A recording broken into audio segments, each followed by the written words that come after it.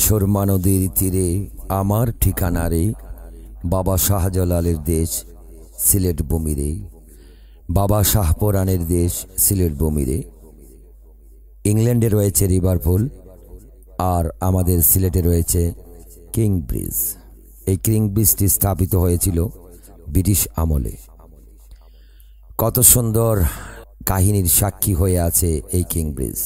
এই কিং ব্রিজটি রক্ষণাবেক্ষণের দায়িত্বে যারা আছেন এখন বর্তমানে কিং ব্রিজটির ভালোর জন্য ভারী যানবাহন চলাচল সম্পূর্ণ নিষিদ্ধ। প্রিয় সিলেটবাসী, বন্যা কবলিত এলাকার দিকে আমরা ধাবিত হচ্ছি। সুরমা নদীর পানি বিপদ সীমার অনেক ওপর দিয়ে প্রবাহিত হচ্ছে। এই সেই সুরমা নদী, যে সুরমা নদী অনেক কালের সাক্ষী হয়ে দাঁড়িয়েছে। আপনারা দেখতে পাচ্ছেন সুরমা নদীর নতুন ব্রিজ, যেটা এরশাদ সরকারের আমলে স্থাপিত হয়েছিল। যে বিল্ডিংগুলো দেখতে পাচ্ছেন সেটি হচ্ছে কালীঘাট এলাকা। সুরমা নদীর পানি বিপদ সীমার অনেক ওপর দিয়ে। আজকে আবার একটি চ্যানেলের নিউজ দেখে আশ্চর্য হয়ে গেলাম। আবহাওয়া অধিদপ্তর জানিয়েছে পুরো সিলেট বিভাগে আরও 10 দিন প্রবল বর্ষণ থেকে হালকা বর্ষণ হতে পারে। এভাবে যদি বর্ষণ হয় তাহলে বন্যা সুনিশ্চিত হয়ে পড়ছে। আল্লাহ করিম উনি রক্ষা করি। মহান রব্বুল আলামিন এই দুর্যোগপূর্ণ আবহাওয়া থেকে আমাদের হেফাজতে রাখুন, এই প্রত্যাশা করি মহান মাবুদের দরবারে। থই থই পানি, চতুর্দিকে পানি, পানি আর পানি। সিলেটের অসংখ্য জায়গায় আজকে পরিবহন করে আসলাম। প্রায় জায়গায় থই থই পানি। বিশেষ করে মফস্বল এলাকা, উপশহর এলাকায় 13 রতনে দেখে আসলাম অসংখ্য পানি, জলাবদ্ধতা। সিলেট সার্কিট হাউসের পাশেই রয়েছে কিং ব্রিজ, গুরুত্বপূর্ণ স্থান। কত সুন্দর কালের সাক্ষী হয়ে দাঁড়িয়ে আছে এই কিং ব্রিজ। আর এই রোডটি হয়েছে কালীঘাট এবং কাজিরবাজার রোড।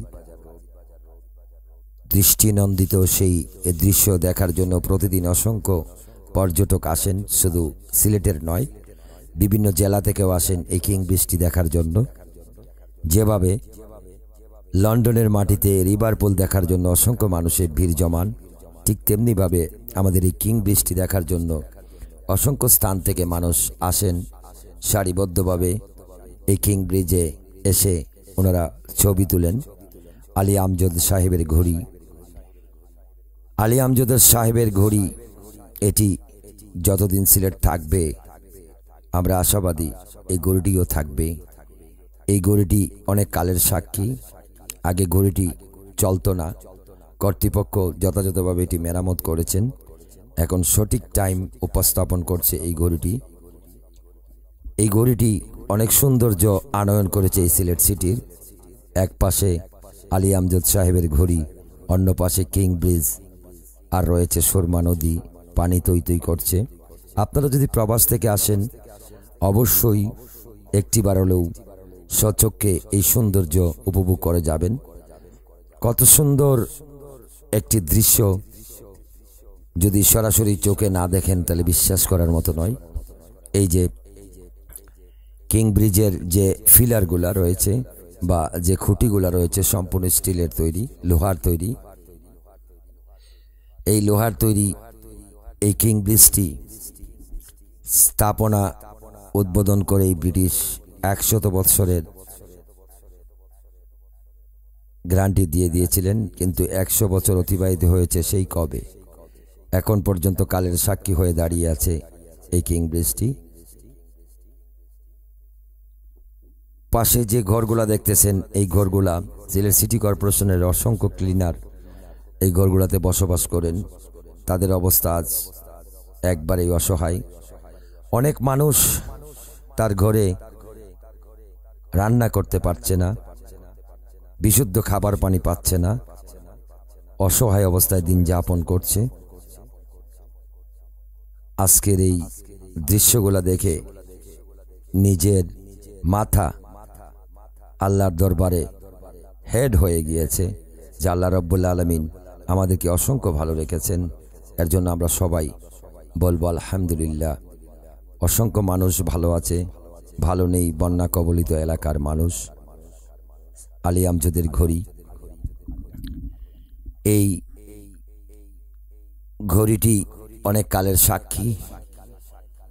আপনার আমার স্মৃতিও থাকতে পারে এই ঘড়ির নিচে। অসংখ্যভাবে আমরা এসেছি এবং অনেক সময় মেলাও হয়, এখানে মেলাতেও আমরা এসেছি। এই ঘড়ির পাশেই রয়েছে সারদা হল, যেখানে বিভিন্ন প্রোগ্রাম করে থাকেন রাজনীতিক এবং সামাজিক নেতৃবৃন্দ। সোজা ঘড়ির পিছন দিকে রয়েছে সারদা হল, সাইটে রয়েছে আলী আমজদের ঘড়ি এবং কিং ব্রিজ।